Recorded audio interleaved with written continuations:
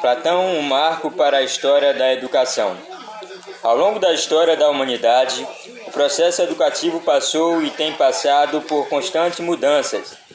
Neste contexto, evidenciam-se pedaços de culturas antigas em nossa educação contemporânea. Como afirma Marrow, a história da educação na antiguidade não pode deixar indiferente nossa cultura moderna.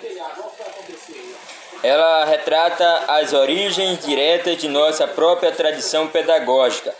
De fato, muito do que ocorre na educação aqui no Brasil, desde o descobrimento até os dias atuais, é uma herança da cultura europeia. Somos grego-latinos, o essencial da nossa civilização veio da deles, isto é, verdadeiro em um grau eminente para o nosso sistema de educação, diz Marrow. Antes dos gregos e dos romanos, diversos povos já haviam se preocupado com a educação. Contudo, não se tratava de uma escolarização institucionalizada, isto é, de uma formação organizada por uma instituição ou pelo Estado. Tampouco situada em prédios próprios ou coordenada por profissionais especializados, os docentes. Conforme indica Mariano, nas sociedades primitivas, os mais velhos eram os responsáveis por transmitir para os mais novos os ensinamentos necessários para a sobrevivência em suas sociedades. Isto é, os conhecimentos de caça e pesca, as artes da guerra, os rituais religiosos, lenda e história de seu povo. Tais formas de educação, no entanto, não se encaixam no que compreendemos hoje por educação institucionalizada, e muito menos no que entendemos por sistema educacional ou ensino, que envolve hierarquias, normas, leis de regência e controle aplicada às escolas, aos colégios, às universidades de um determinado país, estado ou cidade. A educação, como conhecemos hoje, teve como marco o filósofo Platão. Nascimento em 427 em Atenas, na Grécia, e falecimento em Atenas, Grécia, em 347 a.C.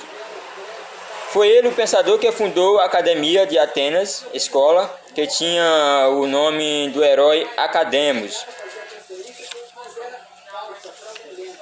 Platão, ao problematizar sobre a educação e a pedagogia, nos fornece um importante retrato do problema da educação na Grécia de seu tempo. Conforme Pagny, o filósofo buscava uma pedagogia justa, isto é, uma educação que fosse capaz de corrigir as distorções produzidas por poetas e sofistas e de colocar os cidadãos no caminho reto. Uma das questões que seria necessário era um lugar para os estudos, a academia propriamente dita. Na academia, Platão propõe que se ensine por meio do logos, isto é, da fala ou da palavra humana. São elas as fontes do conhecimento verdadeiro.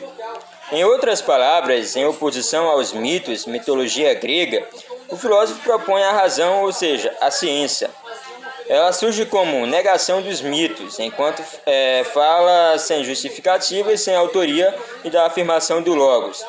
A fala que tem razão e autor. Os conceitos, fonte do conhecimento universal e científico, não se obtêm de seres imaginários, ou seja, dos mitos, mas por meio da própria lógica, da discussão, do discurso racional que nós humanos dispomos por meio de nossa linguagem. Assim, Platão lançou as bases para a ideia de que a emancipação e a realização do homem se dão por meio do conhecimento. Daí, a necessidade de uma educação pública custeada pela sociedade.